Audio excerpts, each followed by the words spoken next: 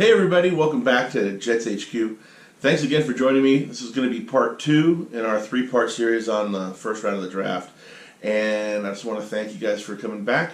I appreciate all the comments from the first video. I really appreciate all the feedback. We'll get back around to changing up the board. When we finish the first 3 parts, everybody can see what the entire first round is going to look like. And then we'll get to the interactive part where we change it up and see how everybody feels. So I really appreciate it. Thank you guys. If you're new here, please make sure you subscribe and like the video. I really could use the help, so it's really nice to have a community that wants to hear what you got to say. Go ahead and share the video. Please feel free to get the information out there. So I really want to thank you guys very much. Also, big shout out. I want to thank, I didn't get a chance to do this in my first couple of videos, but I want to send a shout out to the other YouTubers who do Jets videos. I really got my inspiration from you guys, and there's 3 of you in particular that I want to mention. Jets Central, first of all. Love your videos, love your channel. I think everybody should like and subscribe if you don't already to Jets Central, because Guy is he's just awesome. He does great videos, he has a lot of knowledge, and I really appreciate a lot of things he says. Nobody agrees with everything everybody says, but he's got a lot of passion, and I really think that his love for the Jets is contagious. So, love that guy. Also, Ryan over at Jets Talk. Love to watch your videos too. You're from very close to my hometown. I grew up on the Lower East Side of Manhattan, and I moved over to Bergen County, New Jersey. So I love watching your videos. I like hearing the old accent, you know, from back home. But I've kind of shed that over the years. But I really like your videos. I really appreciate your spontaneity and your playfulness and a lot of the things that you do. So I wanted to let you know that I really appreciate the stuff that you put out. I think you're brilliant. You have just a bubbly, love for the Jets, and it's contagious. So thank you for getting me started on this. And also, Gangrene David, same goes for you. Love what you do. I just love what you put out there. The information is great. It's exciting. It gets people excited about the Jets, and that's really what it's all about, is creating a fan base for the Jets. So I think everybody should get out there and like and subscribe to all 3 of those guys. I think they're fantastic, and they're my inspiration for doing my channel. So thank you guys. I appreciate it. Anyway, back to the draft board. We're on picks 11 through 20. And we're in the middle now, where this is where the teams that would have traded for a quarterback, or for some other surprise pick, like they wanted to get Nick Bosa.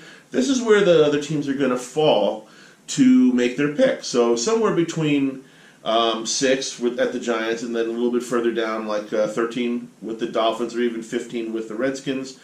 This is where you're going to be picking. So now I haven't projected trades, like I said, but we'll talk about that when we get to those picks. So who's going to be there, who's not going to be there, we'll see.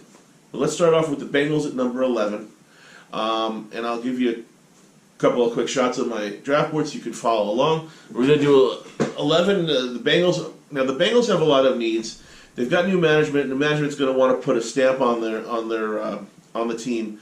It's going to be a little bit interesting here, because the value at this point doesn't have a big guy that's going to say, that you need to pick me at number 11. I think that the Bengals are going to go with their biggest area of need. I think they're going to shore up their linebacking core. I think they're going to go with Devin Bush. Now, if you're a fan of the Bengals, let me know, because I want to know what you guys are thinking. I did a lot of looking, and I really thought that this would be the best fit for you. I think with new management, I think he comes in and he just quarterbacks your defense. If you don't agree with me on this one, please let me know, because I'd like to know what you guys think in Bengals land with your new management. Then on to number 12, the Packers. Now the Packers are an interesting one. They have 2 picks, and at this point, it was a little too early for them, I think, to go safety or fill one of their other needs. So at this point, I think that they go with the best tight end on the board. I think they're going to go with Noah Fant, and the reason is that I think that obviously the Jimmy Graham project has failed. All right, they got Jimmy Graham. Aaron Rodgers was going to use him as his target, his big weapon. That way, if it had been going the way it's been going, where people are starting to cut off his downfield targets, He's always got that big monster guy in the middle to throw to, and it's just not worked out. Jimmy Graham has just not done that for them. I think Noah Fant can. I think he will. I think he'd be a fantastic target for Aaron Rodgers. I think that's the part that he needs super badly, and I think that it was going to work out really good for him. So I think it's a good pick, Noah Fant to the Packers, number 12. So now we're at 13 for the Dolphins. Okay, now the Dolphins are tanking for Tua. Okay, so they may or may not be trading up to draft where they can get a good quarterback this year. People are, at first I was thinking in my other videos, I'm thinking, boy, they really need to come out of this draft with one of those top 2 quarterbacks. And now they might not come out with a quarterback at all. It's just unbelievable. Thank you for the 2 wins this year for the Jets, by the way. But tanking for Tua, it's their new thing. So in this case, if they're going to tank and they're not going to trade, then I guess they're just going to sit there and they're going to take, the best thing that they can. And in this particular case, I would take Jonah Williams, offensive tackle, and I would stick him right there on their line and give him a year of experience getting ready to protect Tua.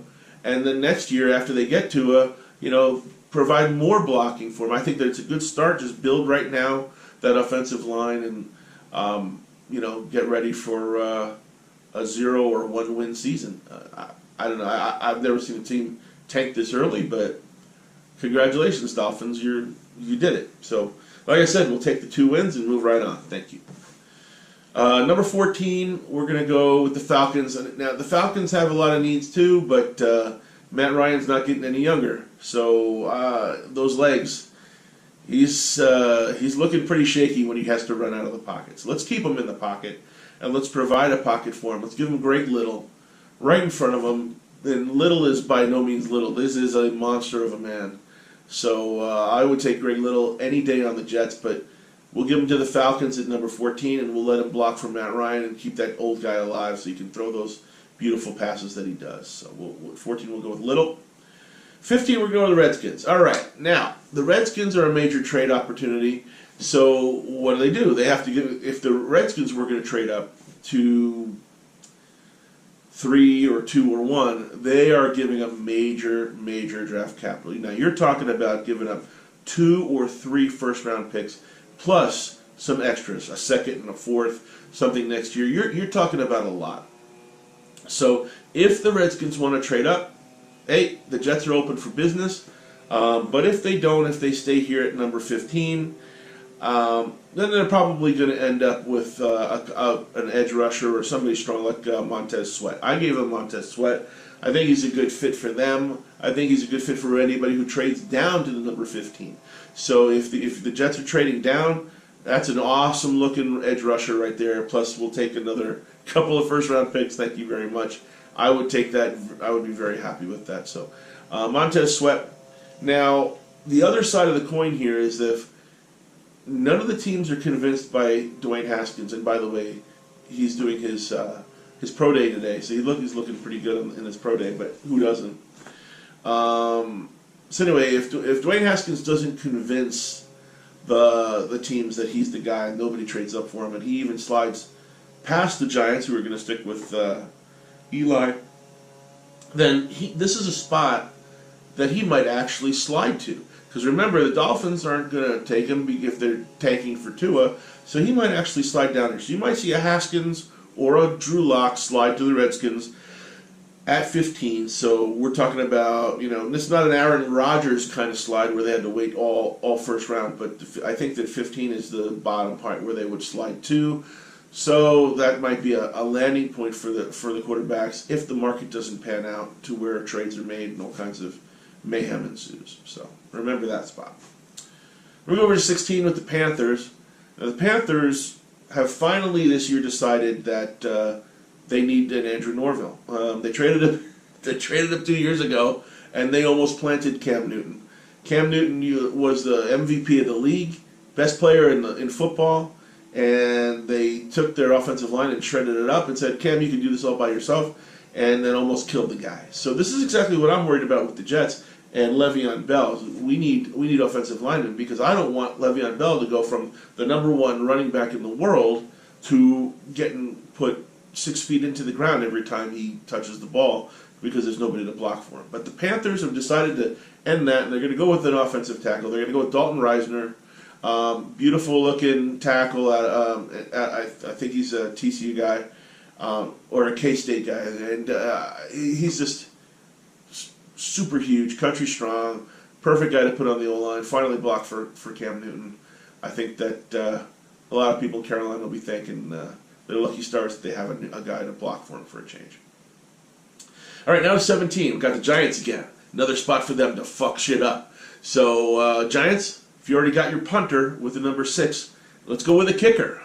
I mean, or a long snapper. Anything around there, number 17 would be good for you, I think. But if the Giants decide not to do that and they decide to pick somebody of some value, I'm going to go ahead and say that they should probably take Greedy Williams.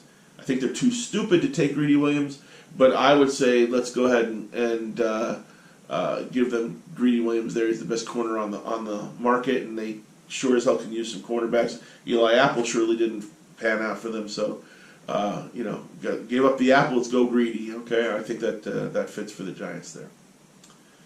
18, we've got the Vikings. The Vikings are another team in desperate need of offensive linemen. All these teams are short on offensive linemen, but the Vikings need them just like everybody else. So let's go ahead and give them Cody Ford. Cody Ford, another fantastic, obvious first-round giant lineman that will fit perfectly into the Vikings, and he'll start for them for the next 10 years. It's just a can't-miss offensive line, plug-and-play, perfect for the Vikings at 18. 19, we've got the Titans. Now, the Titans, they could use a lot of help, too. I think they're going to go with the best player on the board. In this case, I think the best player on the board is Brian Burns. I think that Brian Burns could go earlier, but a lot of teams are going to be drafting out of need, like we were talking, and they're going to let some of these defensive ends slide. And I think that Brian Burns is a monster. I think he's a great player. I think he should go way earlier. It's unfortunate for him that some teams have all these other needs, but the Titans get him, and they get a gift at 19 in Brian Burns. Great player. And then we're to the Steelers. The Steelers, they gave up their running back. They gave up their wide receiver. Should they go for DK Metcalf here? I mean, it's possible. They're going to be disappointed. DK Metcalf's a great guy, but he is not Antonio Brown. It'll take him a while, and he might become Antonio Brown, but it's going to take a while. I don't think the Steelers fans are going to be too patient with that kind of a guy. So, I mean, they could take DK Metcalf. I have them slotted to take Byron Murphy because they need some cornerback help. But right here, if DK Metcalf falls this far, it might be too tasty for them to ignore. So I think that they might be swayed by that combine that he had, which was fantastic, and take him at number 20 if he's still on the board, which he could be. So Byron Murphy's my pick for them at corner. DK Metcalf is the alternative. Let me know what you guys think. So that's 11 through 20. Let me all know what you think. Please like and subscribe to the video. Remember, this is an interactive board, so I need your input in order for it to change up a bit and get a little bit more polished. So let's polish the board. Give me some info. Let me know what you think. Anyway, thank you guys for coming back. I appreciate it. And remember, let's go Jets.